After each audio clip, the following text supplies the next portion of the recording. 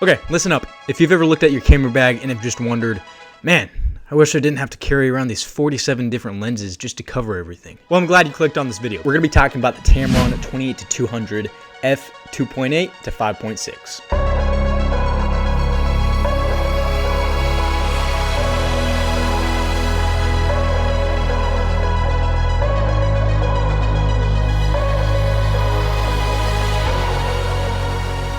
In my opinion, it is the most universal and budget-friendly lens that I've used so far. This lens is probably my go-to when I'm in a run and gun situation, when I'm filming weddings, or even filming content for YouTube. This lens is so versatile that it makes a Swiss Army knife look useless. It's so affordable, it makes you question why other lenses cost more than a used car. And it is pretty lightweight.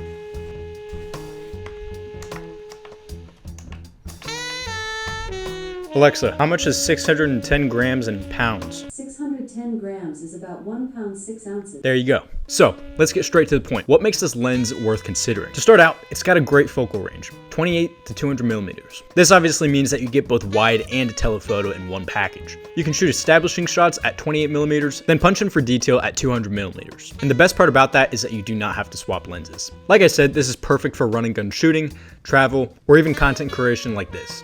Next, let's talk about the aperture. At 28 millimeters, you get a bright f2.8, which is great for low light situations and cinematic depth of field. My only complaint about this, which is completely understandable, is that as you zoom into 200 millimeters, the aperture shifts to a 5.6. It's not ideal, but it's manageable if you're in good lighting or if you shoot outdoors. Now, I will say that this Tamron is a full frame lens. It comes with a Sony E-mount, Sony for the win. That obviously means that it works on full frame cameras like the A7 IV, FX3, and so on. Now I'm currently filming this video on the A7 IV with the Tamron 28-200. So if you're shooting with an A7 IV and using this lens, if you're filming at 4K 60 frames per second, that means you're going to get a 1.5 crop factor. That basically makes this lens effective for 42 to 300 millimeter, which you can actually use to your advantage. The only thing is that the resolution might not be as good. It makes it less ideal for wider shots, but it's great for reach. Now let's talk about the autofocus. I know a lot of videographers and photographers are very strict about this. I've been using this lens for about 3 years now,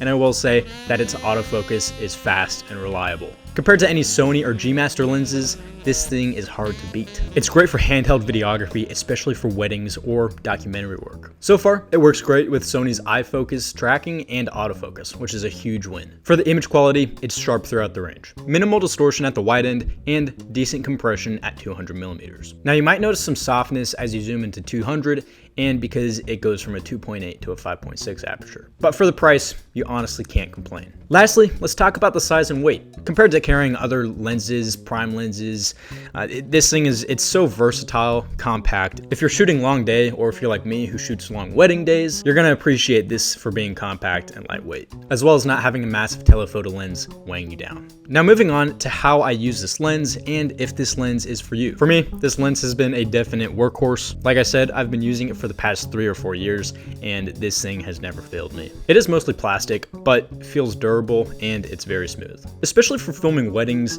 this thing I can basically get everything with. I've got 2 of these lenses and I've got ND filters for them, which is around 67 millimeters if you're wanting those dimensions for attachments. I can get wide establishing shots, close-up emotions, and even quick detail shots. Now, for details, every now and then I'll pick up my 50 millimeter 1.8 and just get a nice bokeh with that. Or if I'm in a low light situation like receptions, I'll slap on again that 50 millimeter. Because the 50 millimeter has such a low aperture of 1.8, it works great for low light situations and it creates a nice soft bokeh. Usually, I'm just shooting on this lens throughout the entire day. Now, because it's so versatile, I don't have to switch lenses. That saves time and it makes the workflow so much easier. And like I said, it's also perfect for content creators, vloggers, YouTubers, wedding videographers, really anyone. You can't go wrong with this. Now, let's talk about affordability and my final thoughts about this. For the price, this lens sits at around $600 to $700 depending on the sales. Compare that to buying a 24 to 70 millimeter f2.8 or to one of those G Master 2.8 70 to 200 millimeter. Those can all easily cost over $3,000. So with this lens, you're literally saving thousands of dollars. Now, is this the perfect lens?